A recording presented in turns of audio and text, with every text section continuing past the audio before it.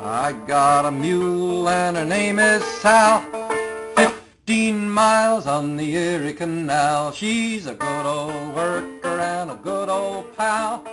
15 miles on the Erie Canal. The Big Apple was once a coastal town with westward progress limited by mountains and swamps.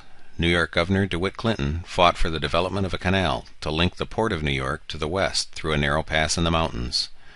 Work began in 1817, and soon after, the canal became known as DeWitt's Folly, or DeWitt's Ditch.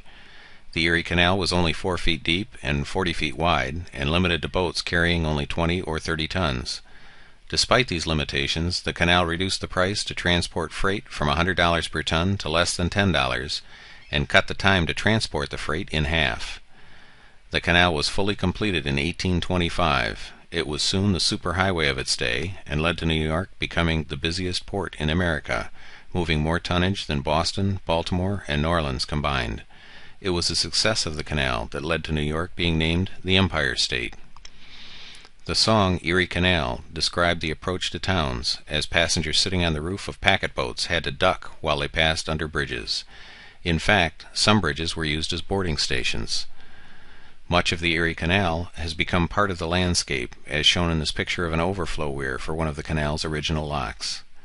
Some of the locks have been registered on the National Registry, and have become major tourist attractions in the towns that sprung up around the Erie Canal.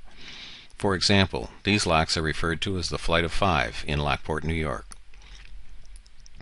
Over time, the original Erie Canal has been enlarged and improved. Part of the original Flight of Five lock system remains as an overflow weir, as shown on the right in this picture, while boats displacing 3,000 tons can be accommodated in the modern lock system shown on the left.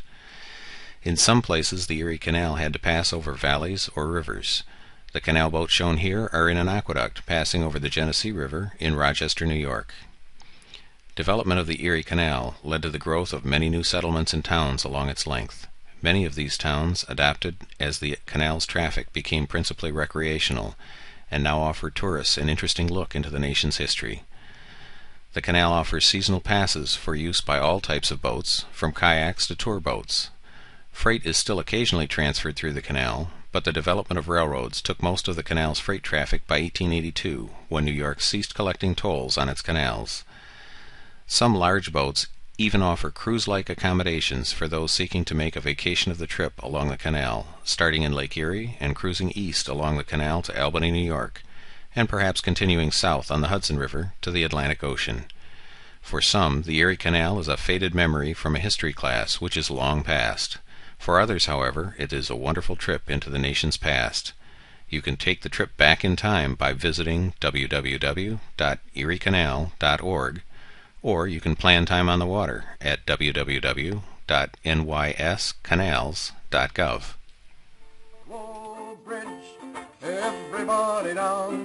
Low Bridge, oh, we're coming to a town, and you'll always know your neighbor, you'll always know your pal, if you have an